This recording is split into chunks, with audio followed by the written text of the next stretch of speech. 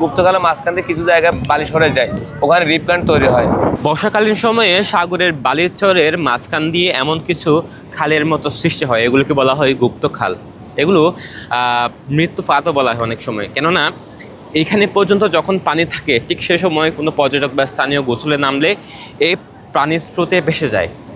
কক্সবাজার সমুদ্র সৈকতে এই মুহূর্তে লাবণী পয়েন্ট, সুগন্ধা পয়েন্ট এবং কলাতলি পয়েন্টে বেশ কয়েকটি এমন গুপ্তকালের দেখা মিলেছে এবং ঠিক ও পাশে সামনে আরও এমন গুপ্তকালের সন্ধান পাওয়া গেছে। এই গুপ্তখাল মূলত বর্ষাকালীন সময়ে সৃষ্টি হয় এবং এই খালের মধ্যে পানির স্রোত বেশি থাকে। যখন এই পরিমাণ পানি থাকে ঠিক সেই সময় পর্যটক বা স্থানীয়রা পানিতে নামলেই এবং এই খালের মধ্যে পা পড়লে স্রোতে ভেসে নিয়ে যায়। বেশ কয়েকদিন আগে এমন নিখোঁজের ঘটনা ঘটেছে। কক্সবাজারে বেড়াতে এসে চট্টগ্রামে একজন পর্যটক নিখোঁজ হয়েছে। মূলত এই সময় সবচেয়ে বেশি অনিরাপদ সাগরে গোসলে নামা।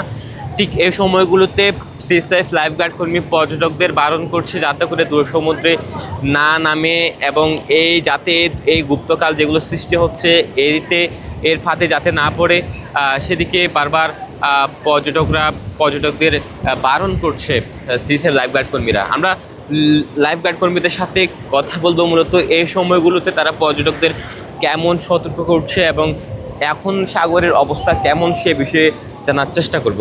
বহির্গত আবহাওয়ার কারণে বিভিন্ন জায়গায় গুপ্তকাল রয়েছে।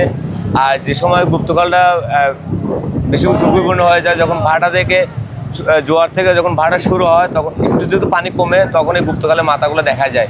আর তখনই যদি আপনি যারা ট্যুরিস্ট ঘুরতে আসেন কক্সবাজার তাদেরকে না করার তো তারা ওখানে পড়ে যায়।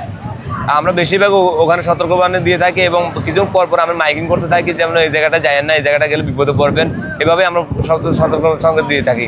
মূলত ঘটনা হচ্ছে যে দুই সাইডে আপনি চর থাকে, মাঝখানে যেটা ডিপ থাকে আর কি গুপ্তকাল যেটা দেখা যায়।